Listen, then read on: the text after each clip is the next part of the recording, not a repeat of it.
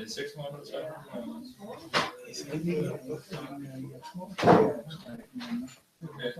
Findes det forskel? Det er der. Og så er det helt til det.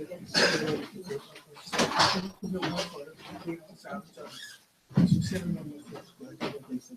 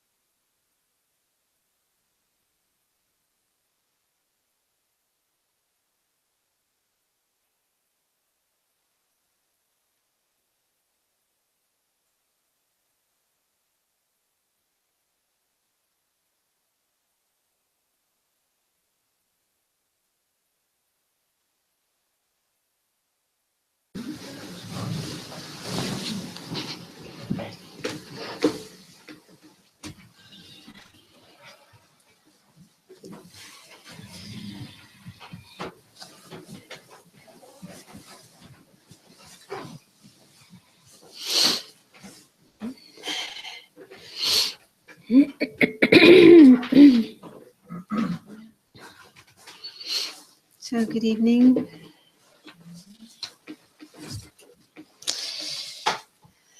Are any of you here for the first time? Hi, welcome.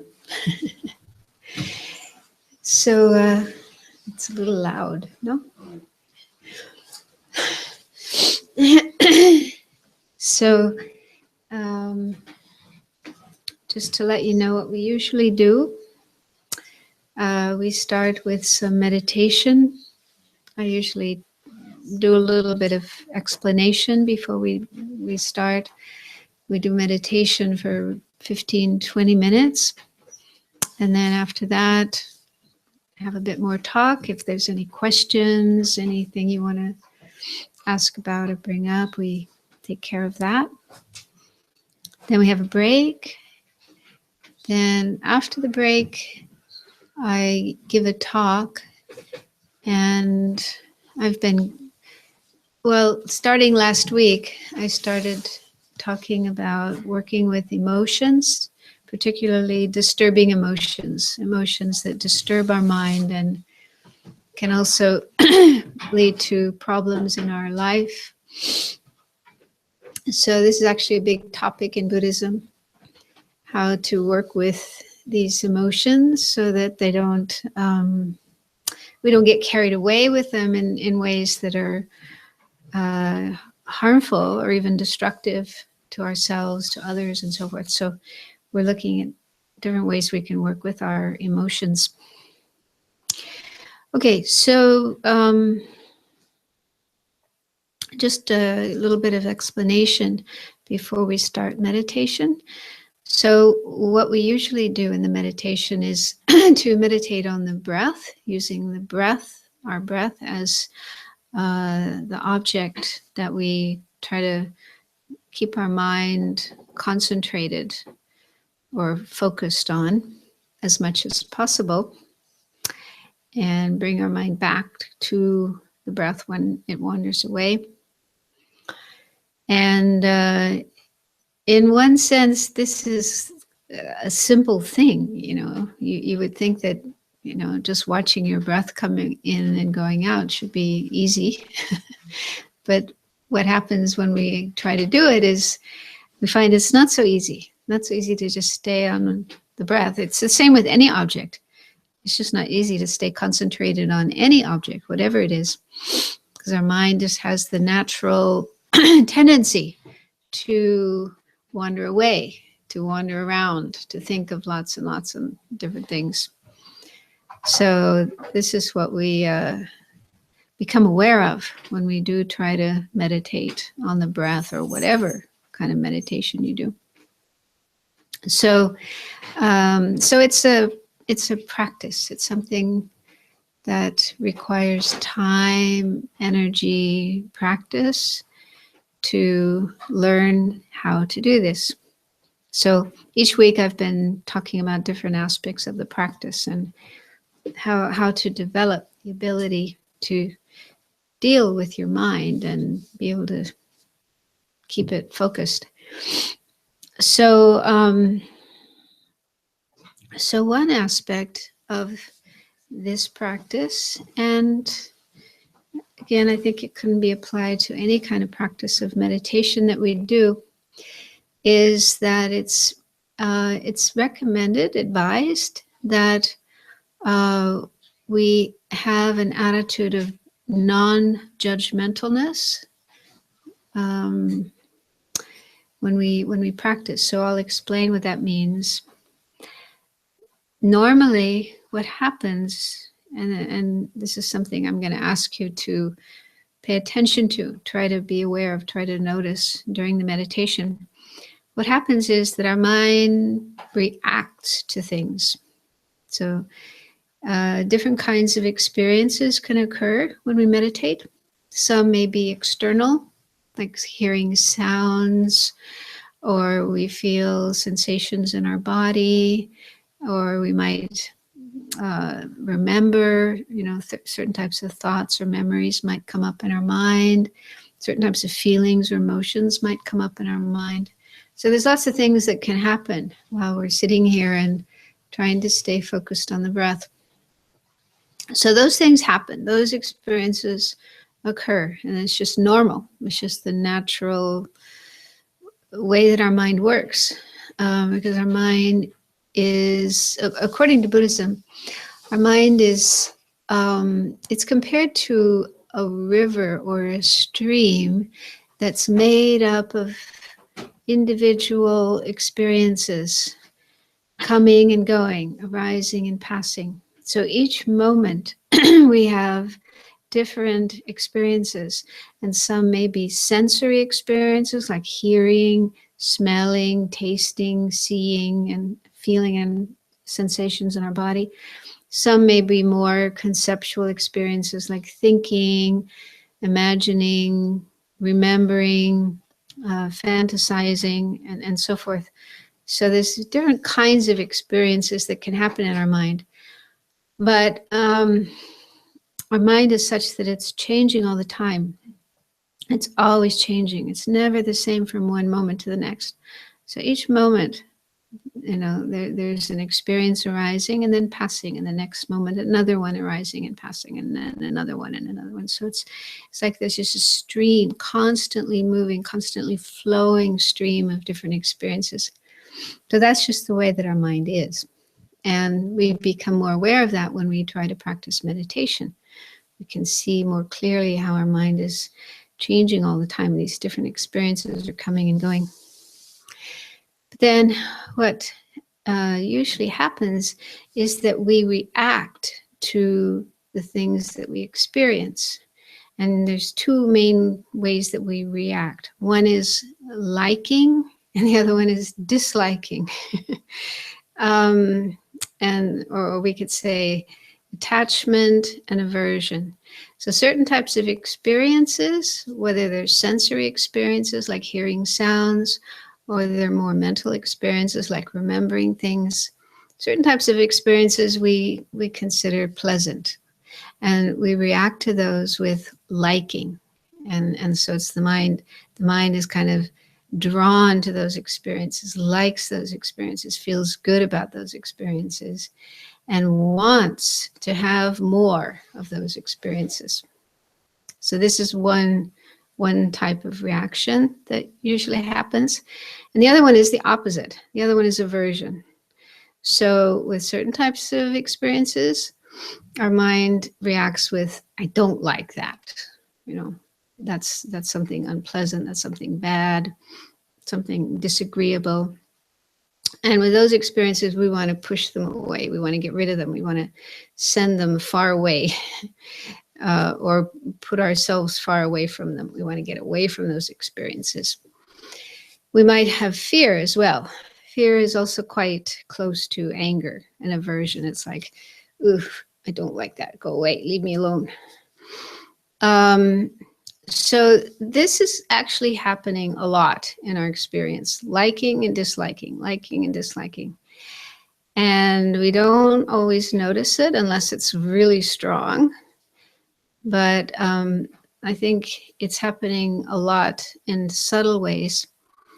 And if we have these kinds of reactions and we get into them, we fall into them, feed them, increase them, then our meditation and our mind in general gets quite agitated, quite, not peaceful. So this becomes like an obstacle, hindrance to being able to have a good meditation. So when in the meditation instructions, we are advised to have a non-judgmental attitude. So what that means is it's going against this tendency to like and dislike, to judge certain things as good and other things as bad, to try to hold on to, hang on to certain things and push other things away. So instead of that, the ideal is to be able to just allow whatever is coming to come. Allow things to come, allow things to go, without responding in these two kind of opposite ways of liking and disliking, trying to hold on to and trying to push away. Now, this is actually not easy to do. It's actually very difficult to do. I think realistically, it takes quite a bit of time to be able to get to where we can be non-judgmental. So, but the first step in this process, I think, is to simply notice, to be aware of these reactions when they occur. So that's what I'm going to ask you to do tonight. If you're new to meditation, you haven't practiced meditation before, you might find this difficult to do, but for people who've practiced before, who are more experienced in meditation, you might be more successful in being able to do this. Okay, so let's start by getting into a comfortable position for meditation. So if you're sitting on the floor, have your legs crossed in whatever way is comfortable for you, that you can sit without too much discomfort and without having to move too much for about 20 minutes. And if you're sitting in the chair, just have your two legs straight down, your 2 feet flat on the floor. And either way, whether you're on the floor or on a chair, see if you can sit with a straight back. Let your back be nice and straight, but without being tense. So try to have a straight back, but still be relaxed as much as possible. So that means don't tighten your shoulder muscles or your back muscles. Just let them be relaxed. And ideally, our whole body should be as relaxed as possible when we meditate. So if there's any tension in your body, sometimes we have tension in our shoulders or in the back or in the neck, sometimes in the abdomen or the chest. So if you notice tension anywhere in your body, see if you can just drop it, let it go. You might imagine that it melts and becomes like liquid, and then it just drains out of you, flows out of you. And you can imagine it flowing down through the ground into the earth beneath us and just disappearing there and leaving your body feeling as light and free of tension as possible.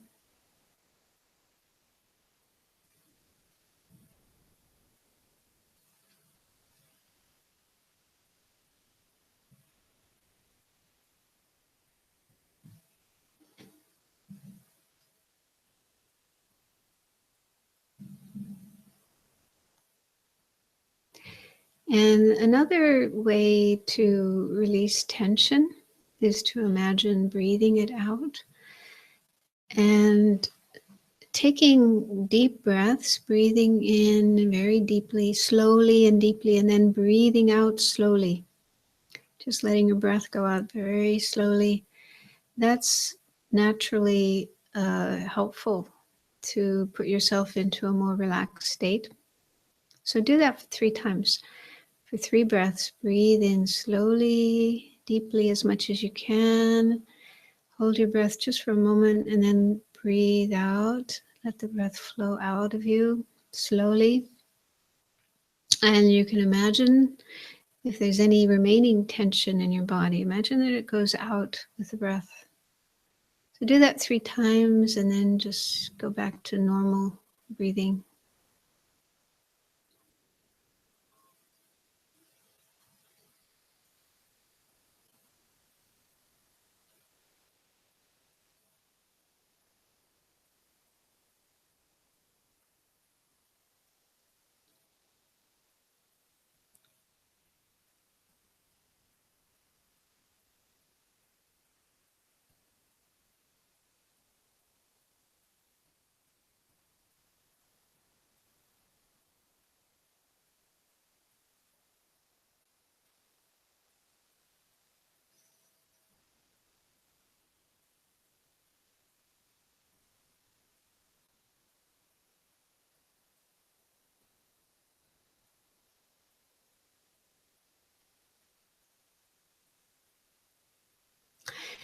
And in addition to being relaxed physically, it's also best if we can be relaxed mentally, emotionally. So sometimes our mind gets tied up in knots with worry, anxiety, emotions. And that may be very much the case at the end of the day. You may have had things happening during the day that were stressful or emotionally disturbing.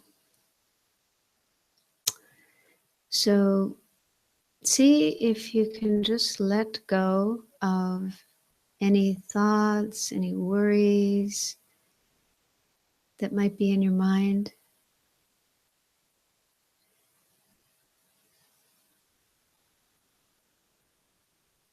So if there's some problem or issue that you have to take care of, you can always do that later. But try to put it aside for now. Just give yourself a break from that issue or that problem.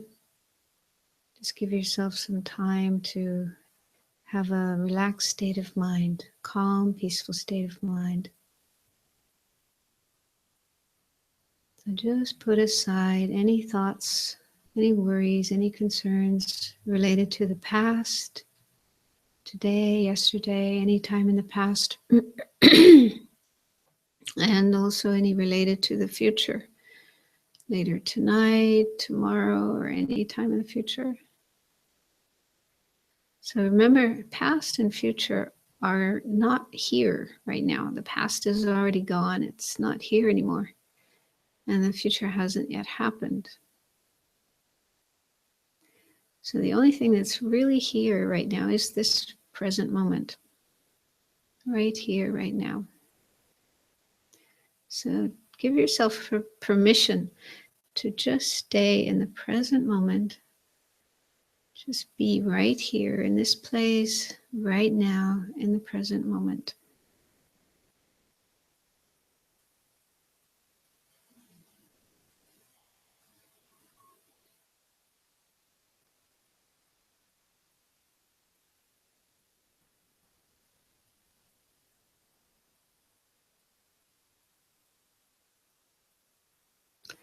And if you can, allow yourself also to be filled with the energy of warmth, of kindness, of care.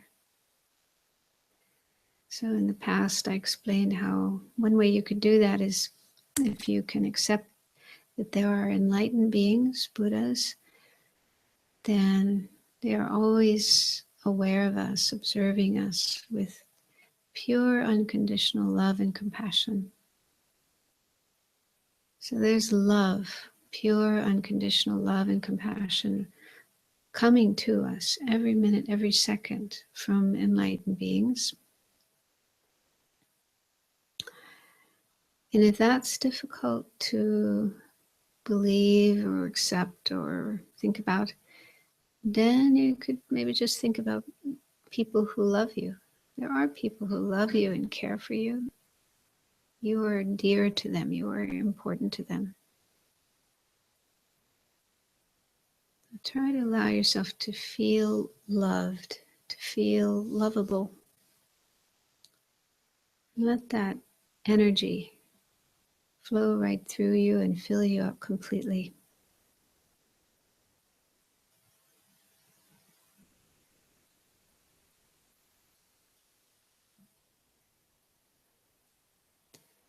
And if you can, let your mind be filled with that same feeling for others. One way you can do that is just to think how nice it would be if other people, other beings could be happy and free from suffering. And how nice it would be if I could help them to do that.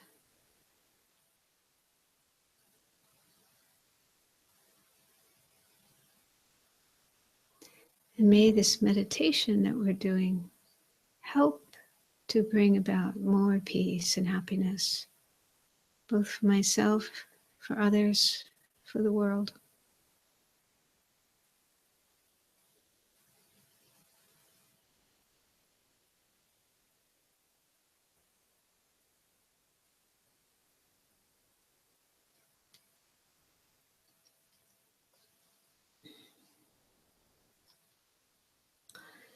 So now for the main part of the meditation,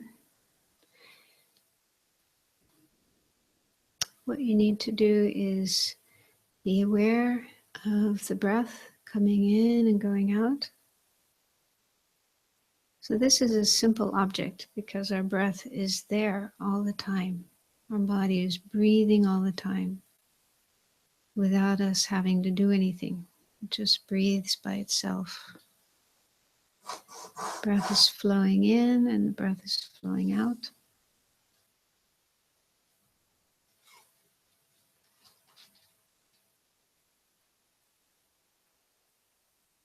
So just do the best you can to stay with that experience of the breath flowing in, the breath flowing out. Whatever sensations you feel in your body as the breath is coming in and going out, just stay with those sensations. Be aware of those sensations. And remember what I said before, that our mind is changing all the time. Our body is also changing all the time, every minute, every second. So each moment, there are different experiences in our body, in our mind. So just let them come and let them go.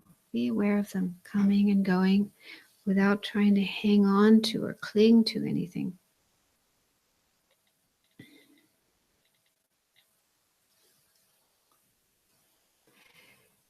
So that's the main thing to be aware of, to pay attention to, the breath coming in, going out. And it's natural that the mind will get bored with this and wants some other kind of an entertainment. So it will create entertainment in the form of fantasies or memories or wandering away to hearing sounds or other kinds of experiences. So that's completely normal. Don't be surprised when that happens. But when you notice that your mind has wandered away from the breath to something else, then gently let go of that other object, disengage from that other object, and bring your awareness back to the breath.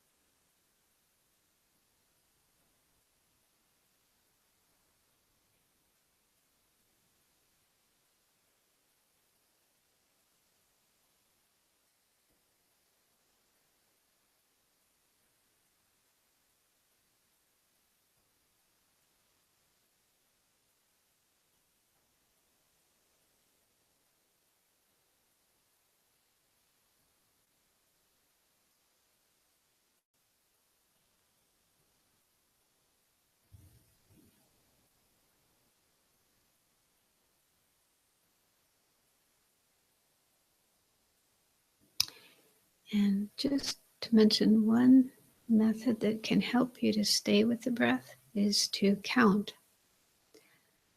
You can say to yourself, breathing in, breathing out 1, breathing in, breathing out 2.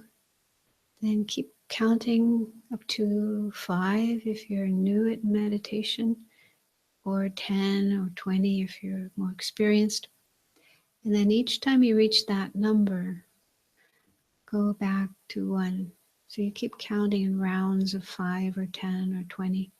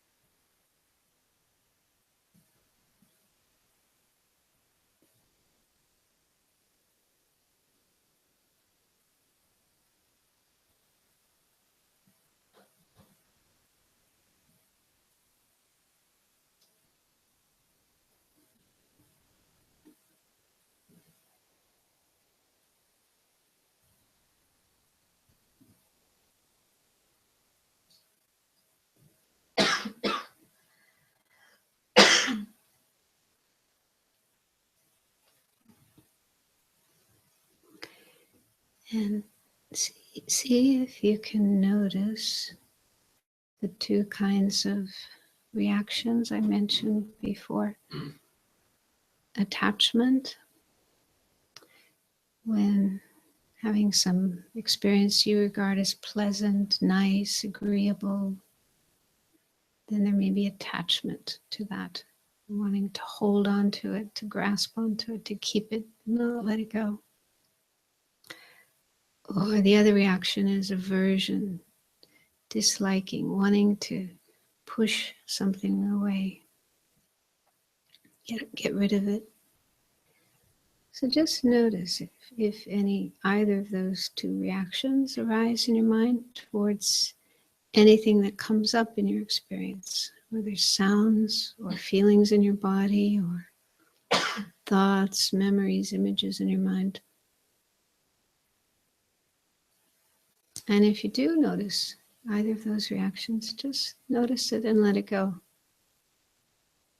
Because whatever occurs in our mind is just a momentary experience, like a bubble, like a cloud. It comes, it goes.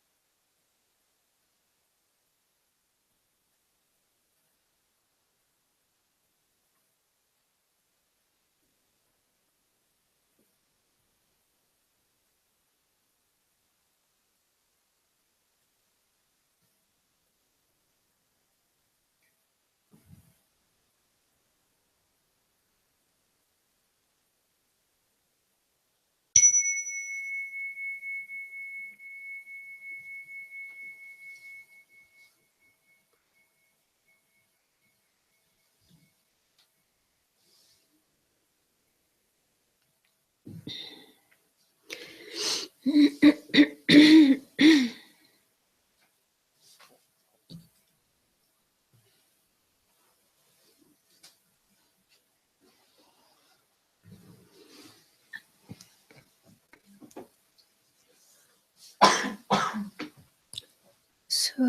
did you understand what I was saying about these reactions of liking, disliking, attachment, aversion? Does that make sense?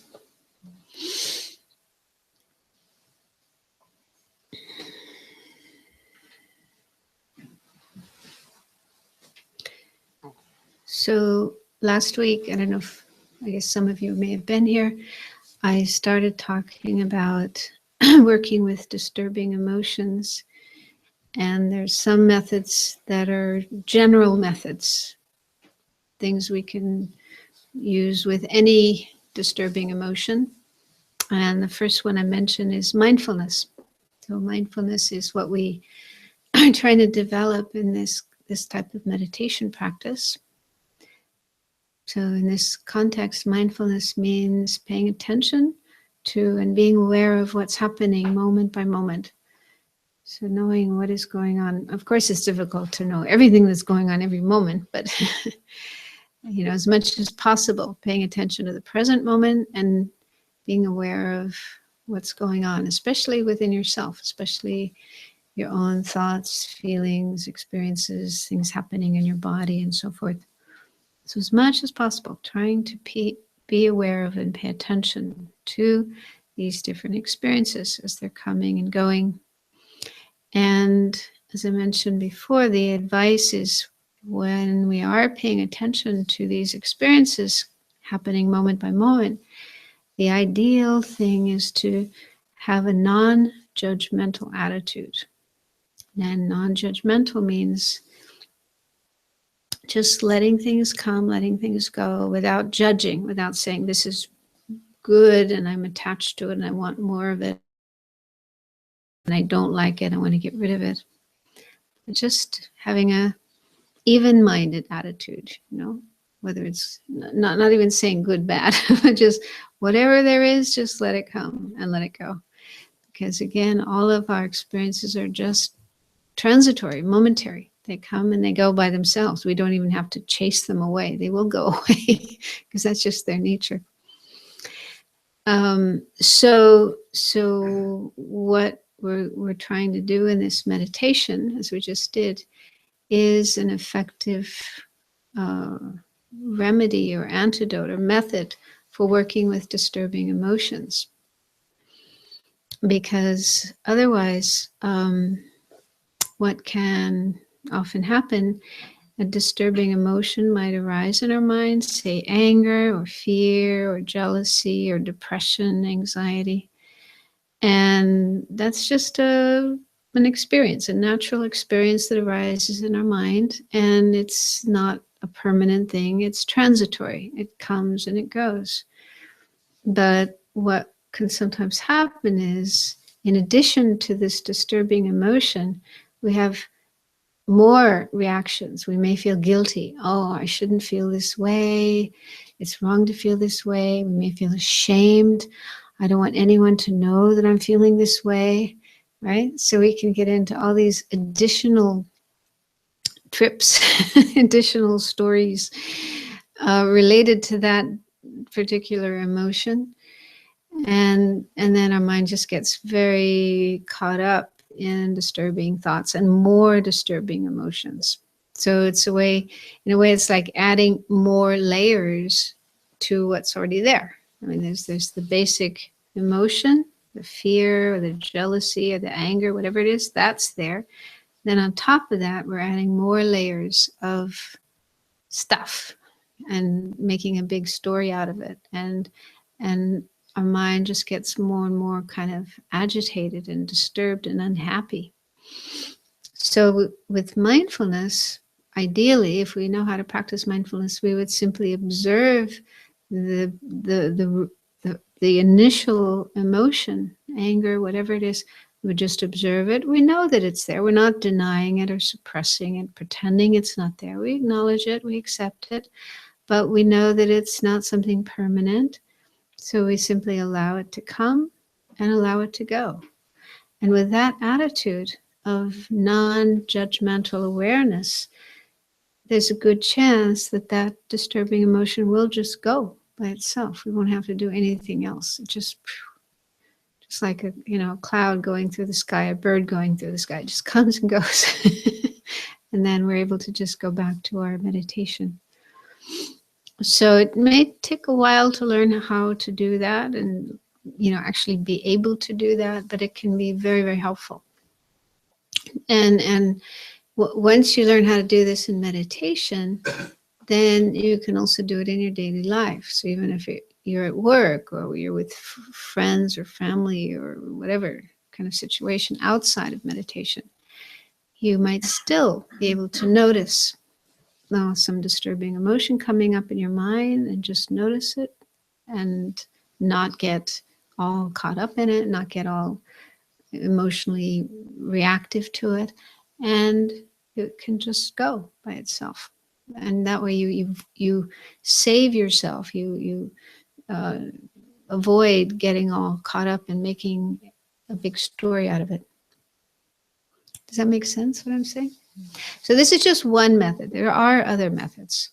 So this one might work sometimes, might not work other times. So it can also be helpful to learn other methods. And in the sutras, there's one sutra. Sutra is a teaching of the Buddha. So there's one sutra called the Salata Sutra. And in there, the Buddha compared this situation to arrows, being shot with an arrow. He said, when we face some problem or some bad thing happens to us, whether it's physical, like physical pain or emotional, whatever, it's like being shot with an arrow. That's painful. Okay, so it is painful to have a disturbing emotion arise in us. But he says, in addition to this first arrow, we sometimes shoot ourselves with second arrows or third arrows or fourth arrows. So it's like multiplying the pain, multiplying the problem. And what he meant by these second and third arrows is these reactions that we have. On top of the original problem, that painful experience, we have these other things like, oh, this is terrible. Why does this have to happen to me? Or guilt, fear, worry, all these additional things. So he says, when we have those additional reactions, what we're doing is like shooting ourselves with more arrows. And if we can see how that, I mean, it's not that we do it deliberately, of course, but it's just a habit, a tendency that we have. But if we can see how we are just making things worse for ourselves, we're just increasing our problem, increasing our suffering, rather than solving it, then we'll want to learn ways of not doing that, and stopping to do that, and just staying with that original problem, that first arrow, and staying with that first arrow and just watching that experience itself. Sometimes it can go away by itself, or sometimes you can learn a great deal. It can become like a teacher for you. It can teach you things that you can learn from, that you can find useful. So anyway, we'll talk more about that later. Any questions before we have a break?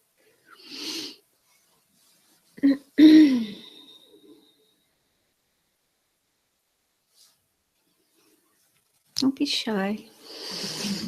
I don't know if that's the reason, or you just don't have any questions.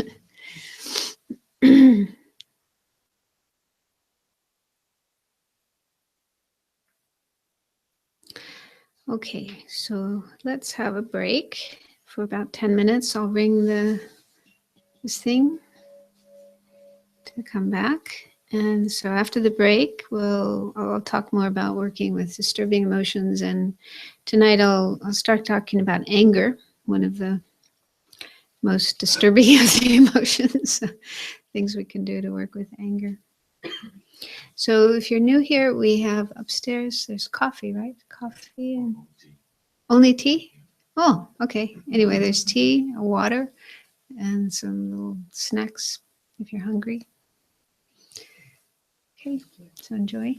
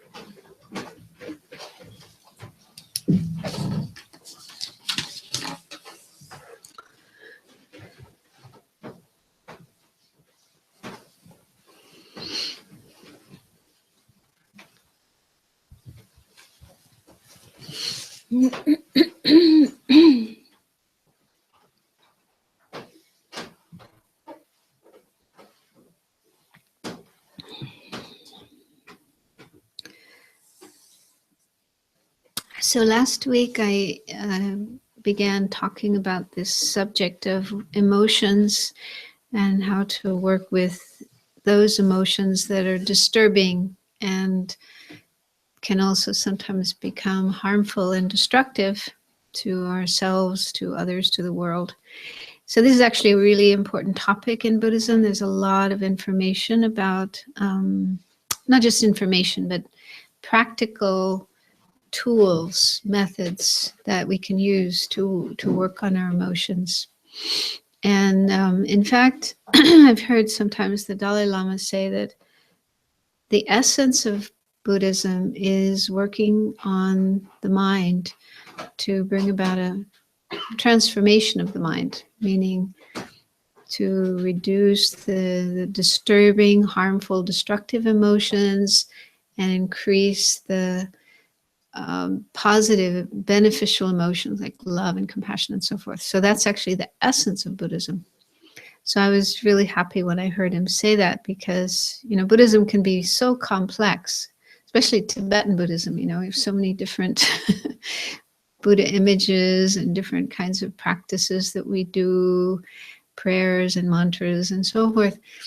And so it can appear very complex, especially to us who are coming from the West and are not familiar with all of this. So it's nice to think that the essence of all the Buddhist teachings and practices and whatever is part of Buddhism, that the essence of all of that is to help us transform our mind, to make it more positive, loving, compassionate, and so forth, and less disturbed and disturbing. So what we're looking at here in this series of talks is the essence of Buddhism.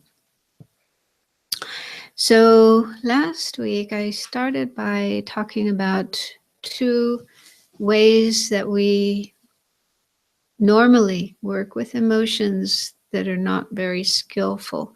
One is to suppress them or deny them. So that's like, you know, let's say I'm angry at somebody, but I kind of pretend that I'm not angry. Even to myself, you know, I don't even want to admit to myself that I'm angry. So that's the meaning of suppressing or denying. So it's good to check if that's something that we do sometimes. And the other way is sort of the opposite, and that is to just get totally caught up in the emotion, and that can even lead to acting it out. You know, like if I'm angry at somebody, then I just yell at them or say hurtful things to them, or even do hurtful things to them physically.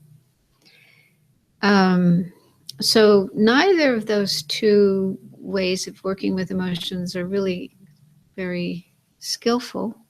Suppressing doesn't really work. The emotion doesn't go away. It just stays there, and it may build up and get worse and worse and lead to other kinds of problems.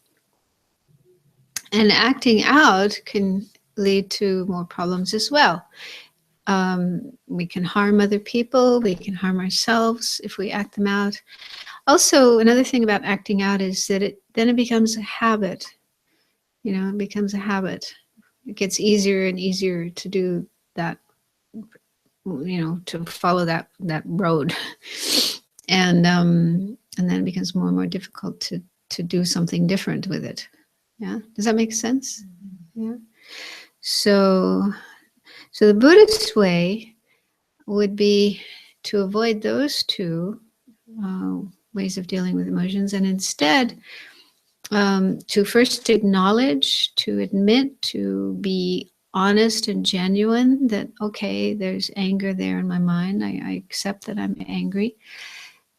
But then to avoid acting it out, getting caught up in it and acting it out. So instead of doing that, I work on it within myself. I try to apply antidotes to work on it, which is definitely possible. I can say that from my experience. You can actually transform. So instead of being angry, you can just relax and let go of the anger. And it's even possible with more experience, more training, you can even turn your mind around completely. And instead of being angry at the person, you can feel something positive like compassion, love, wanting to help them instead of wanting to, beat them up. So this is what we're looking at here. We're looking at ways of dealing with disturbing emotions so that we neither suppress them on the one hand nor act them out on the other hand, but instead work on them within the mind and try to bring about a transformation of the mind, a transformed mind.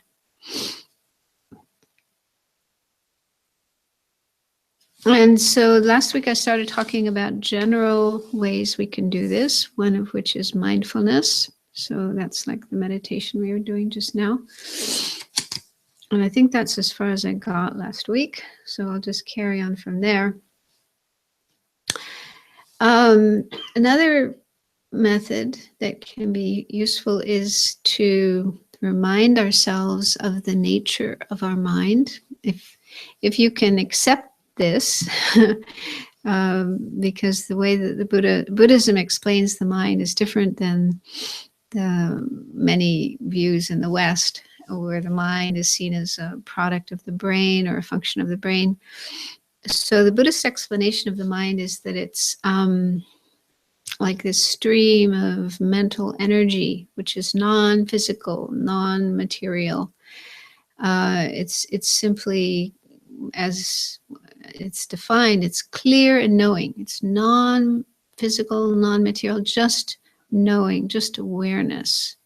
And it's like constantly moving, flowing, changing each moment, different experiences coming, going, and so forth. And it's said in Buddhism that the nature, the basic nature of the mind is clear and pure. It's pure in the sense that disturbing thoughts, disturbing emotions like anger and so forth are not inherent, permanent parts of our mind, but they are simply transitory experiences that arise because of causes and conditions, and then they go. They come and they go. They're not a permanent part of our mind. And all of our disturbing emotions are actually based on unknowing, or what's usually called ignorance, not seeing the true nature of things. We just don't see things as they are. We're like in darkness, in confusion. Because of this, then we get caught up in these disturbing emotions like anger and greed and jealousy and pride and so forth. But they are not a permanent part of us. It's not that we are inherently like that and we will be like that forever and ever. So it's simply because of causes and conditions that these disturbing emotions come and they go, but they are not a permanent part of us. And our real nature, real abiding, lasting nature is clear and pure.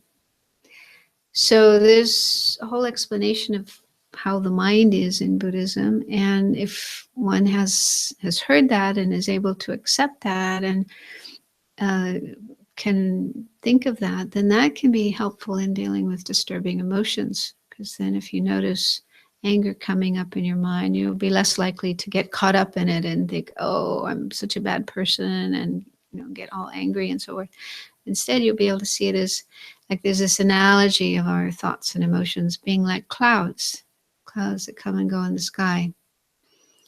So that analogy can be very helpful. And you can just observe, oh yeah, there's anger in the mind, but It's not permanent. It's not going to be there forever. It's just something that comes and goes. And you can learn to be more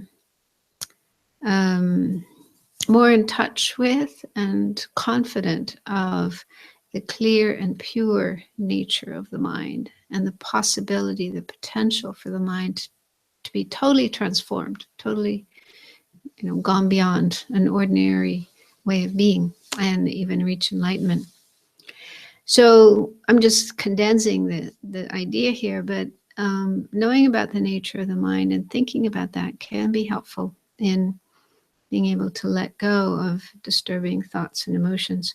So there are these different analogies, like clouds. So you can think of your thoughts and emotions as clouds that come and go in the sky, or another analogy is waves on the ocean. The mind can be compared to the ocean, and then, there are waves that come and then disappear. So our mental energy can arise as thoughts and emotions, sometimes positive, sometimes negative, but they all just come and then they go, come and they go.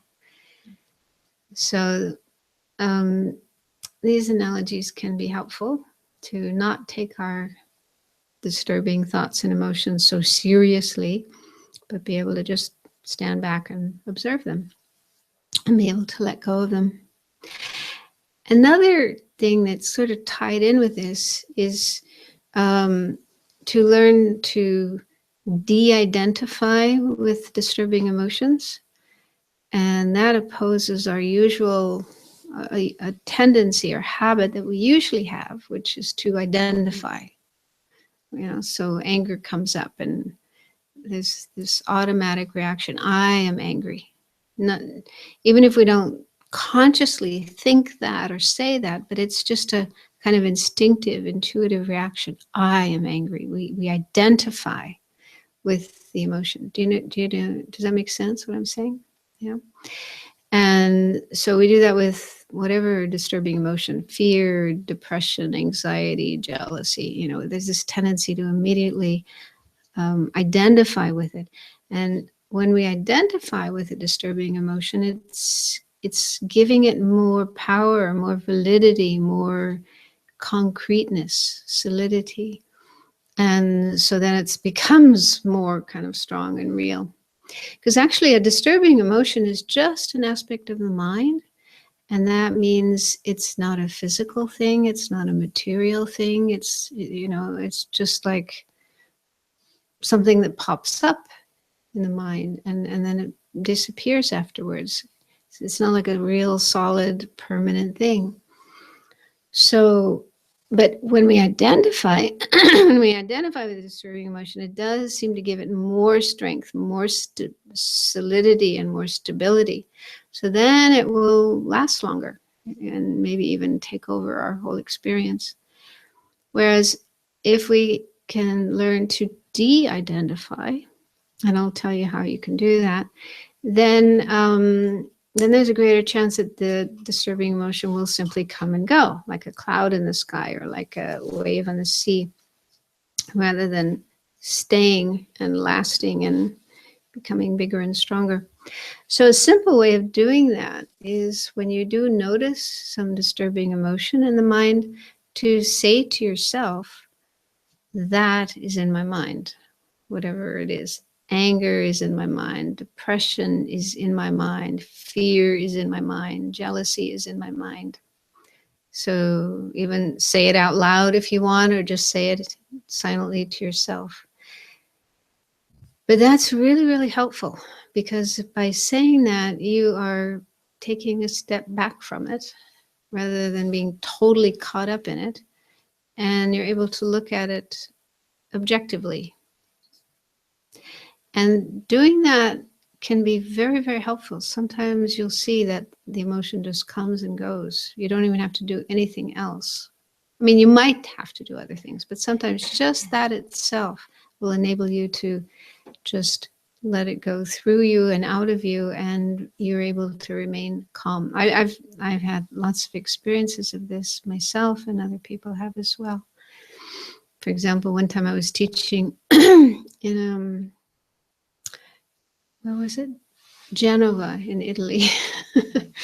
So it's like a city center like this, and some of the people had their cars parked out in the street. So during the break, one man went out to put more parking coupons. You know, you have to have a parking coupon on your car, otherwise you get a ticket. So he went out to put more parking coupons on his car. And when he came back, he said that he was too late.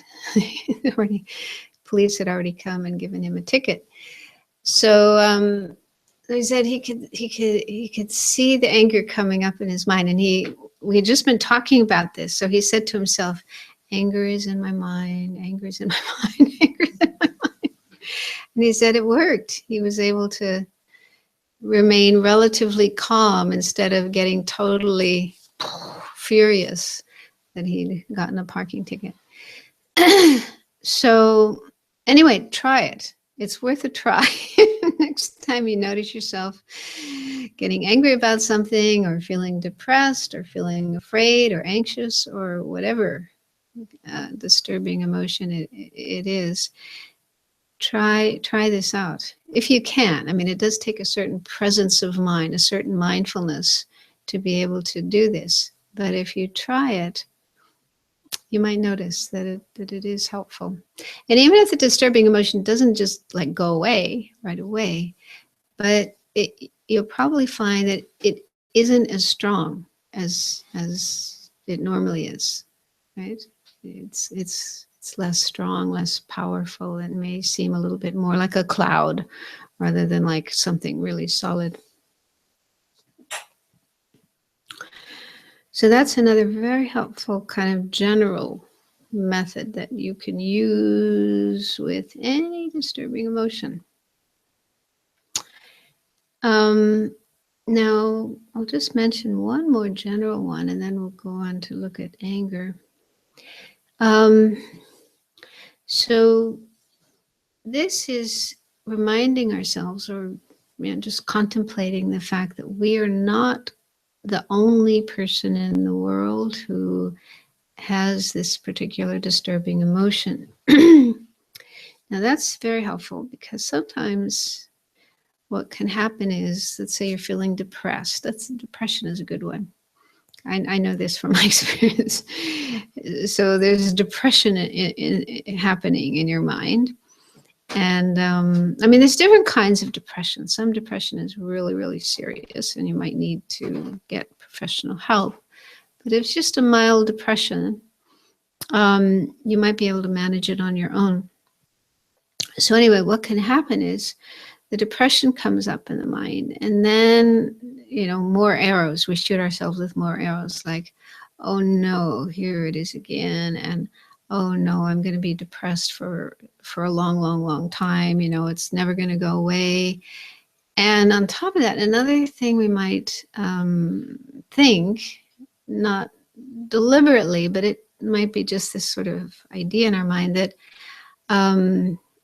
it sounds crazy, but it does happen, that I'm the only person in the world who has this problem. Everybody else is happy. And you might even kind of look at other people and think, wow, they all look so happy. They're doing so well. They don't have this kind of problem that I have. I'm the only one. Have you ever noticed that? Yeah. It's the sense of being the only person in the world, or the only person around, the only person in your family or circle of friends who suffers from this kind of problem. And so if this happens, if you feel that way, if you feel I'm the only one, other people don't have this problem, then that makes it more painful, because then you feel very alone, very cut off, very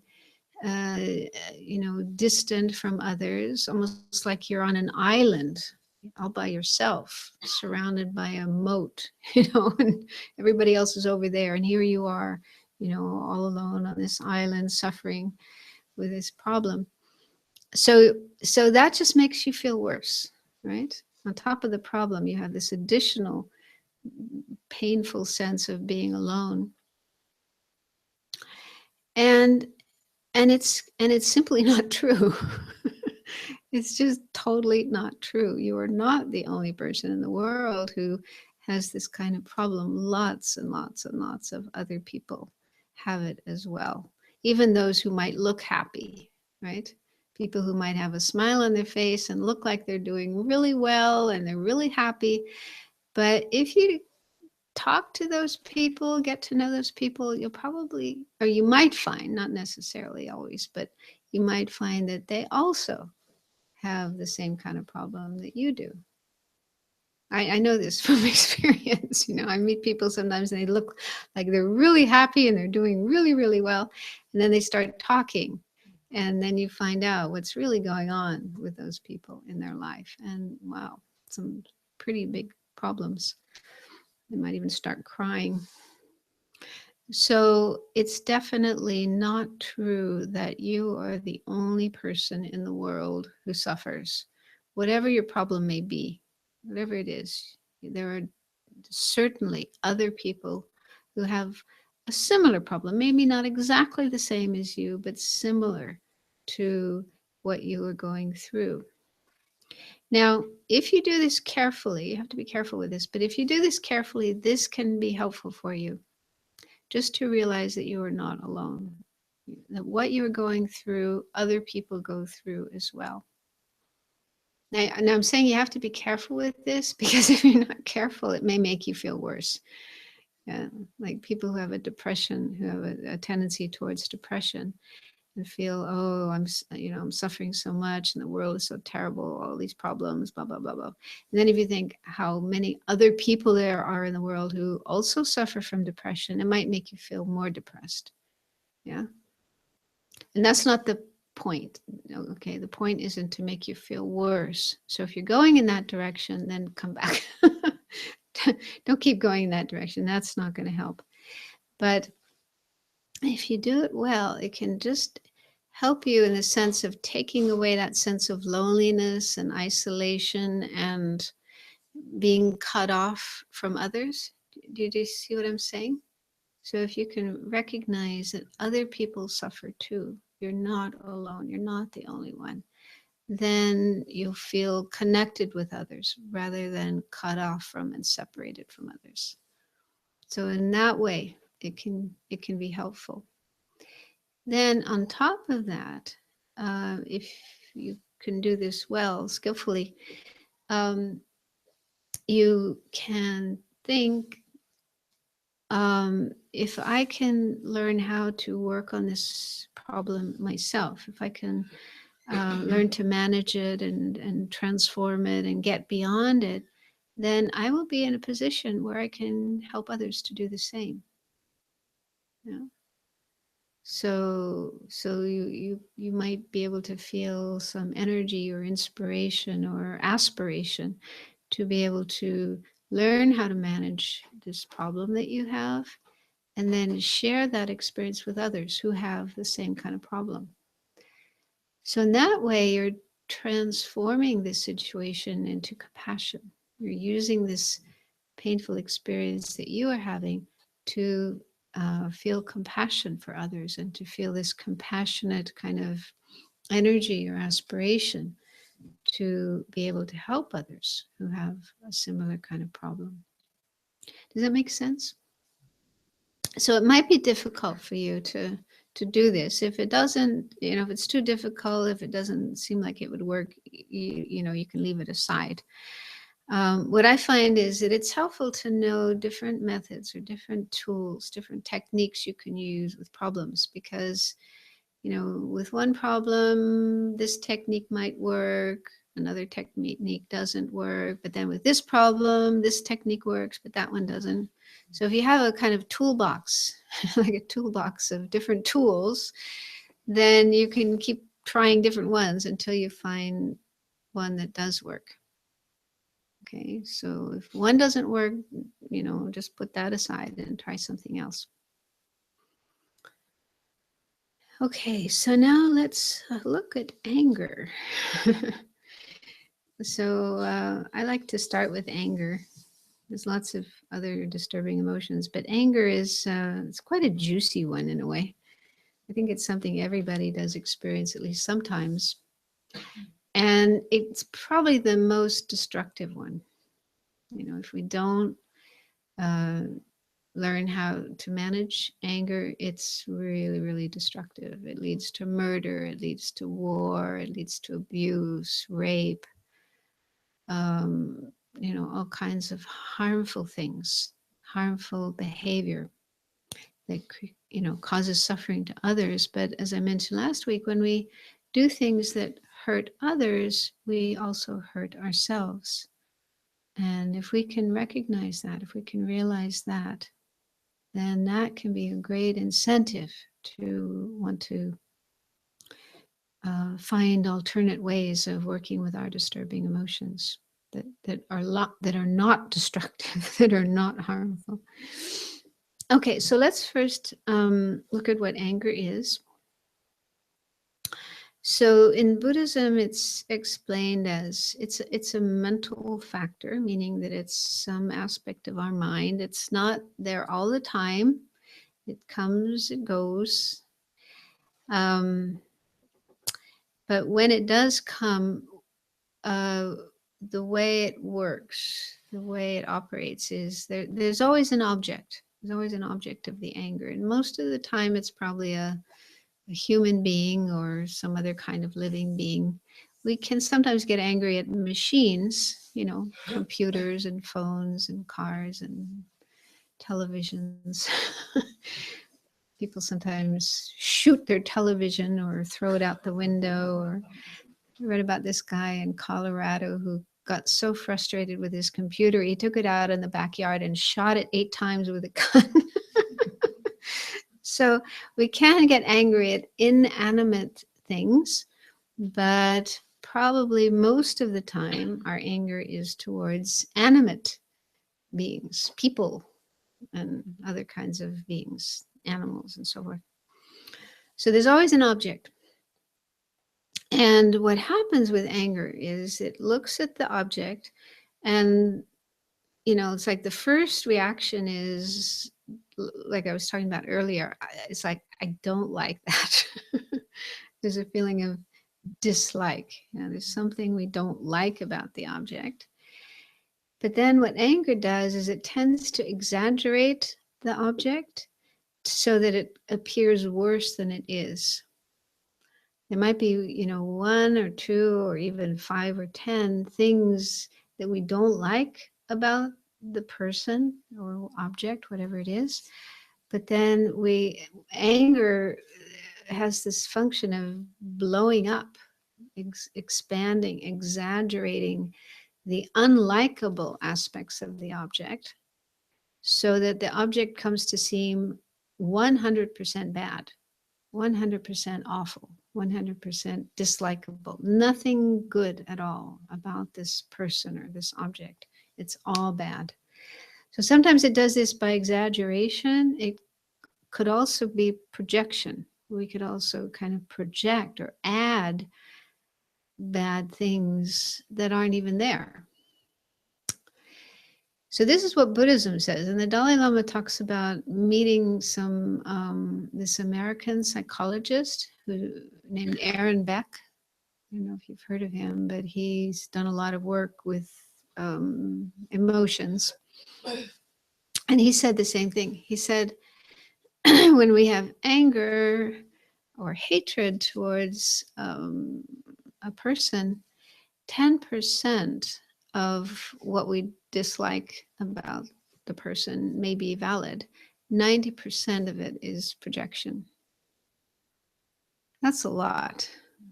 And the Dalai Lama said he was so happy to hear that, because this is what, you know, the Buddhist masters say as well, going back to Nagarjuna.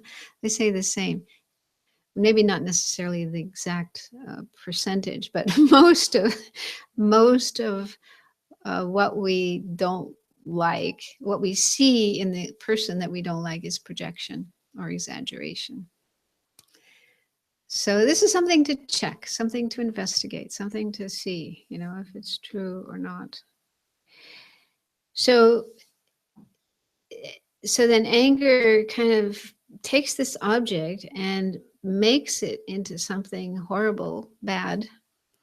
And then if it's full-blown anger, it can go on to become hostile, antagonistic, and even really the full-blown form of anger is to actually want to do something harmful or destructive, like murder, commit murder or destroy or harm this object. If you're really angry at somebody, that's what you want to do, right? That's what anger tells you to do.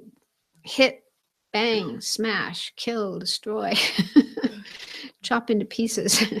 So we don't always go that far, okay, but it can go that far, as we can see in the news every day, right? People get so angry that they go out and kill.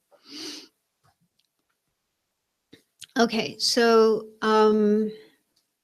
that's just a description of anger.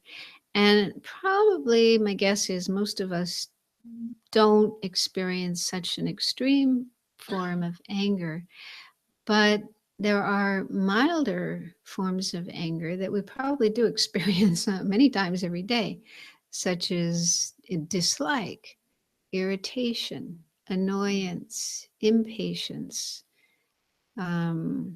What else? Criticism. I think also being critical and judgmental. I think that's also a mild form of anger. So if we watch our mind, if we practice mindfulness, pay attention to our mind, well, we might find many, many cases of these milder, low-level forms of anger coming up in our mind quite a lot during the day. And even though they're mild and they may not lead us to want to do anything violent, but if we're not careful, they could. Like if there's a particular person you have to work with, or you live next door to, or is maybe even in your family, and you have a lot of irritation for that person and you don't deal with it, then it could eventually build up to the point of, starting to think of murdering this person. So it's possible. So I think it's worth dealing with even the mild forms of anger, so that they don't build up and become huge forms of anger. But also, they are disturbing. Even the mild forms of anger, irritation, it's not a peaceful state of mind. It's an unpleasant, disturbing state of mind. So it is useful to learn how to work with it, how to deal with it, which is possible. It is possible to do. So there's actually a number of books. We don't have a lot of time to go into all the different methods, but there are some books, which I'll talk about later, giving all the different methods. One of the best ones is, and the English title is Healing Anger, and it's by the Dalai Lama. And he was giving teachings in Tucson, Arizona, on Shantideva's Guide to the Bodhisattva's Way of Life. And so chapter 6 of that text is all about patience, how to practice patience, which means how to deal with your anger. So that book came out in the 90s. I don't know if it's, has anyone seen it here or heard of it here? You know it? I don't think we've ever.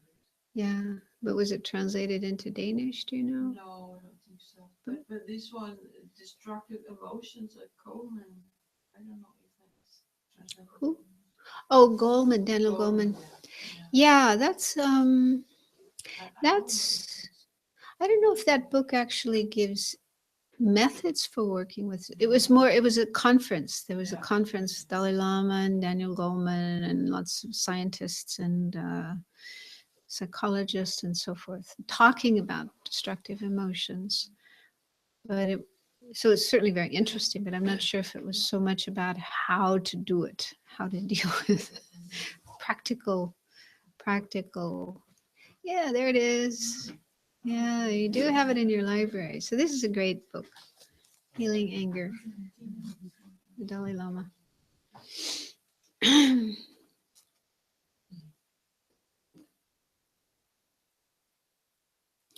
Okay, so one thing that is helpful in starting to work with anger is to contemplate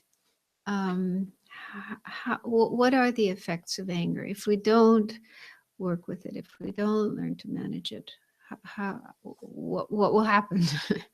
So we can look. One way is to just look at our own experiences. Just go back in time, and maybe you don't have to go back very far. Maybe this morning or yesterday. Look at your own experiences of anger and try to see how it affected you physically. How did you feel in your body? How did it affect your mind, your thoughts, your feelings? How did it affect people around you? And so on. So I think if we look at our experiences honestly, we'll probably find that it is an unpleasant thing to feel. It's disturbing, and it can also disturb our life. For example, it may be hard to sleep at night if you're feeling really angry. You may not be able to go to sleep at night, and even if you do go to sleep, you might have very disturbing dreams. You might wake up in the middle of the night and thinking angry thoughts and not be able to go back to sleep. So it could disturb your sleep, and it can disturb other things that you do that you might normally enjoy, like listening to music or watching a movie or being with friends or being in a beautiful place in nature. If your mind is thinking angry thoughts, caught up in anger, then you can't really enjoy these things. And so it's like an obstacle, a hindrance to just being able to relax and enjoy things. And there's apparently in America and perhaps other countries as well, scientists have been doing research over the last few decades into the effects of certain emotions on our body. And apparently there is evidence that anger is harmful physiologically. It can lead to heart disease, cancer, stress. I can't remember all of the different things, but apparently, yeah, there's scientific evidence that anger is harmful for our health and our ability to live a long life and so on. So you could also look into that, look into the scientific findings with regard to anger. And also just look at what happens in the world on a daily basis. What happens with people getting angry and how they act out their anger and how harmful and destructive it can be. And also in the practice of meditation, if you are interested in meditating and being able to develop concentration, and Buddhism talks about higher states of mind that can be attained, anger is a big hindrance to these. Because if anger comes up while you're trying to meditate, you can get just totally caught up in the anger and forget about your meditation. So it's a big hindrance. So anyway, the point of this is to just recognize the harmful effects of anger, so that you will then be interested or motivated to find ways of working with it, dealing with it, rather than just letting yourself be angry and even act out the anger.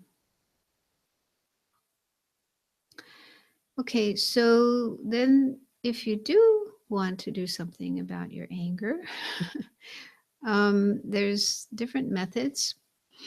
One method is to cultivate the opposite state of mind. So opposite to anger is love, loving kindness. Now, this doesn't mean that when you're feeling angry at somebody, you can just immediately switch to love. I mean, it is possible to do that, but you would have to do a lot of contemplation of loving kindness, to get to that point. But what you can do is work on cultivating loving kindness. So in Buddhism, there are meditations. We do meditations just to cultivate loving kindness. For example, just thinking of people one person at a time and just contemplating, this person wants to be happy just as I want to be happy. And yeah, they deserve to be happy. They should be happy. I want them to be happy. May they be happy. So you contemplate thoughts like that, one person at a time, and then you can, cultivate that for more and more and more and more people. And you can also do this in your daily life, not just when you're sitting and meditating, but when you're with people, there's people around, just to look at those people and wish them to be happy. May you be happy. And so that's a way of cultivating loving kindness. So it's a long-term project, cultivating loving kindness. But if you do this, if you do work on cultivating more and more love for more and more people, then that itself becomes a kind of countermeasure to anger. Because if you kind of fill yourself with thoughts and feelings of love for others, there's less chance that you will get angry at them. I mean, it's not impossible, because if you're parents, you can get angry at your kids, very angry at your kids. So it doesn't mean you don't love them. You do love them. But even if you do get angry at your kids or somebody else that you love, you probably won't stay angry very long, right? Because there's so much love. You have so much love for that person that, the love will pretty quickly take over and the anger will disappear. Is that your experience? I mean, you're not going to stay angry at your kid for days and days and weeks and weeks and months, right? It'll come and go pretty quickly. So that shows that if we do have, we do make ourselves familiar with or acquainted with feelings of love, loving kindness, wishing happiness for others, then even if anger comes up, it probably won't stay very long. We'll be able to let go of it, or, replace it with the feeling of love more quickly.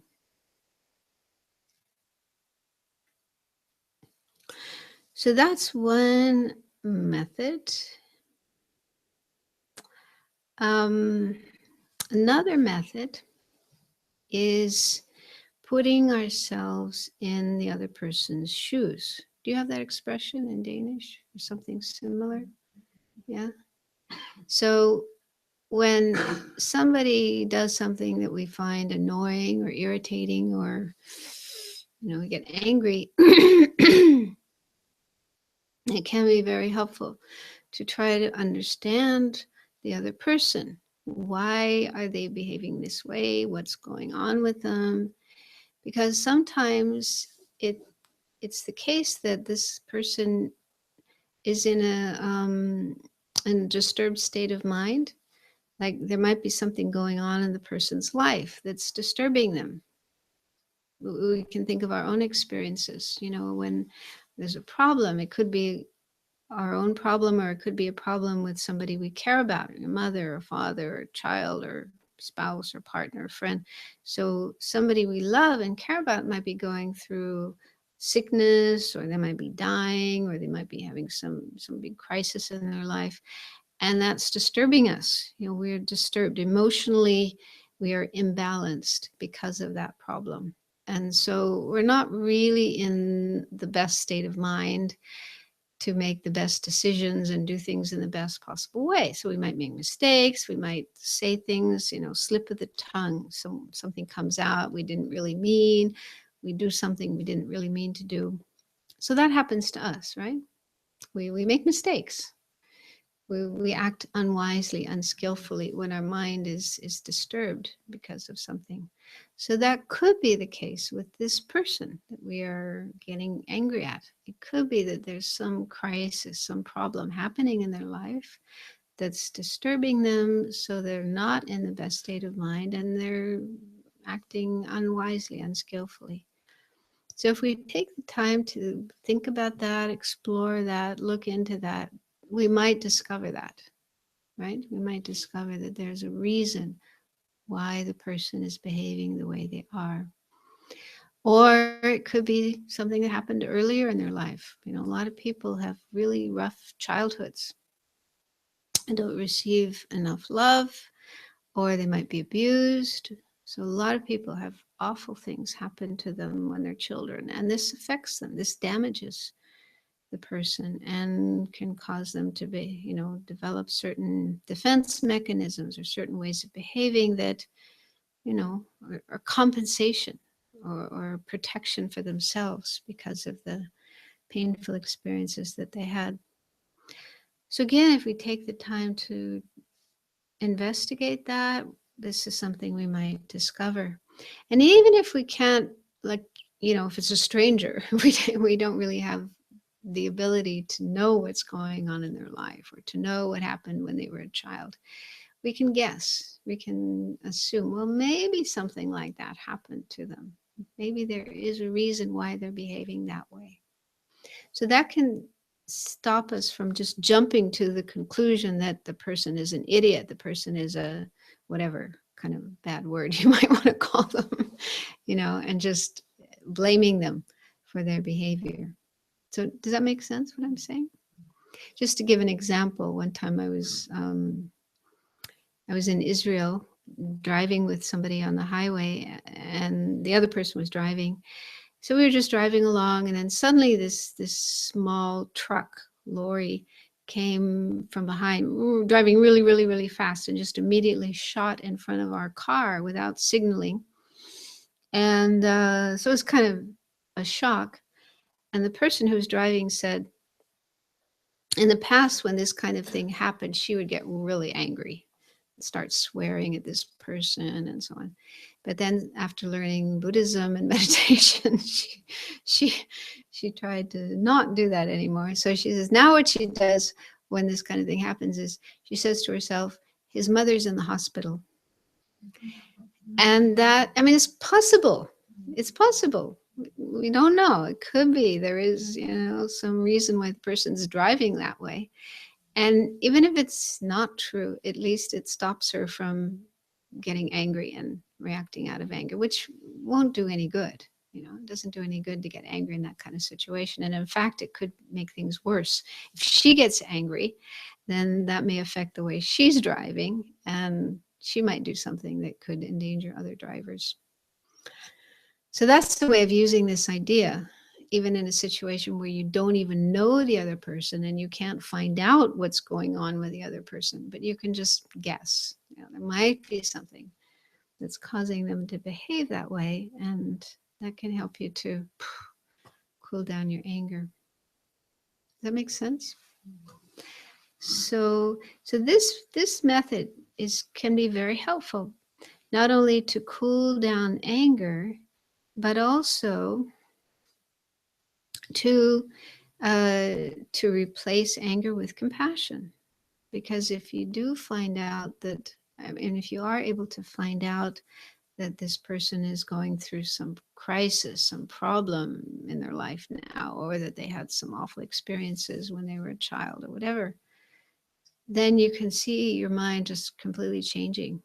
Instead of being angry at the person and wanting to do something hostile to them, you'll find your mind softening, and you might even be able to feel, oh wow, you know, I didn't realize the person is really suffering. And then you might even want to reach out and help them.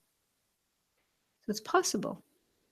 Yeah, in some cases, maybe not always, but in some cases, you might notice that happening, and that's really beautiful when you can change your mind, switch your mind from anger, which is so painful, to compassion, which is so beautiful. But we have to understand, this doesn't mean using this technique or using any of these techniques in dealing with anger. This doesn't mean that we are condoning other people's misbehavior. Do you know that word, condone? Yeah? Do you know that word? I mean, sometimes I use that word and people don't understand what I'm saying. Is there? Yeah. So So like that example I gave of the driver behaving that way. So we're not saying, oh, it's okay, it's okay to drive like that. That kind of behavior is fine, no problem. We're not saying that. Okay, so we can still have the view or the attitude that that kind of behavior is wrong, is harmful, or potentially harmful. It's not something to be encouraged, not something to be supported. So we're not doing that. We are saying that that kind of behavior is wrong, is unwise, unskillful, but we're not letting ourselves go to the extent of being angry at the person. So this is actually one thing that is recommended in Buddhism. Dalai Lama recommends this as well, is make a separation between the person and the action or the behavior. And you can blame the action or the behavior, say, oh, that is not right. I don't agree with that, but not blame the person. Does that make sense? Like some years ago, the Dalai Lama was teaching in Hamburg. And at that time, George Bush was still president. And one day His Holiness started talking about George Bush. And first he said, I like George Bush. He's a really down-to-earth person. But then he said, but I don't like his politics. I like him as a person, but I don't like his politics. So I thought that's a really good, skillful way of separating the person and certain aspects of the person. Certain things the person may do or say or attitudes they may have. So you can say, I don't agree with that. I don't like that. I don't support that. But there are other things about the person that I do like. Because, Buddhism says nobody is 100% bad. Everybody has some good qualities. Everybody does some good things. But the problem with anger is, as we said before, it's like you just cover the person with bad. You put the label bad on the person, then it's like everything about the person, 100% is bad, nothing good at all. And that actually isn't true. Everybody has some good qualities. So doing this, we can sort of separate out those things that we don't like and we don't agree with, and those things that we can agree with and support and like. This takes some time. I think His Holiness is able to do it really easily because of so much practice. But with time, we can learn to do that. Does that make sense? Okay, so these are just a few methods, and we're running out of time. So next week I'll talk more, and we'll also try out one or more of these methods in meditation. But I thought maybe before we finish, we have just 5 minutes left, you could just turn to the person next to you and just share with each other something you learned from tonight's talk, from this session tonight that you think can be helpful for you.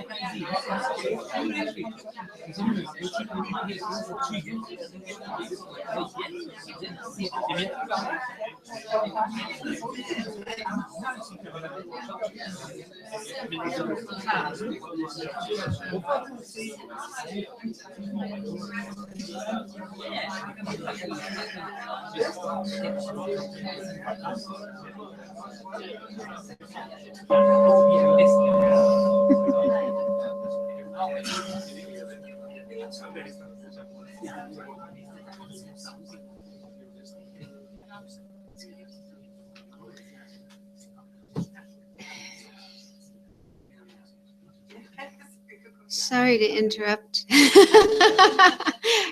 see you having very good conversations. Maybe you can continue afterwards in the coffee shop, but we do need to end. We've run out of time. Okay, so let's just take a few moments to make a dedication of what we've done here tonight.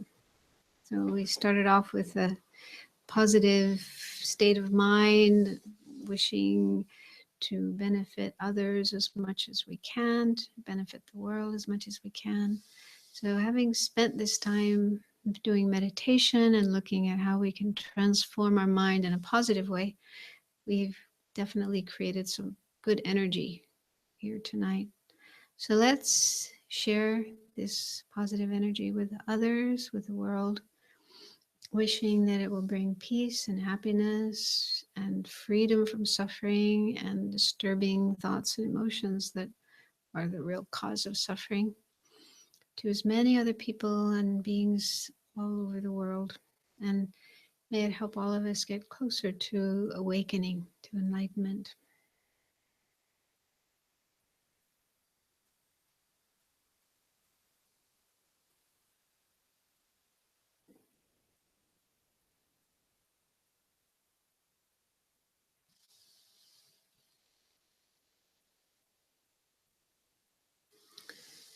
Okay. Thank you.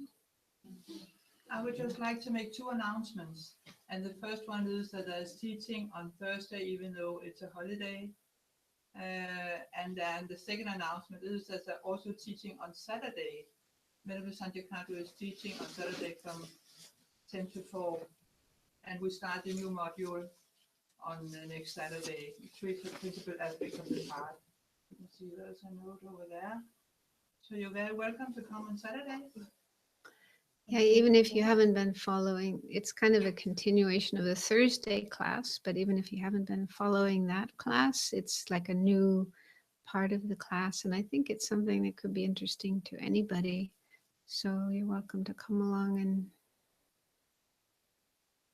learn something from that. Thank you.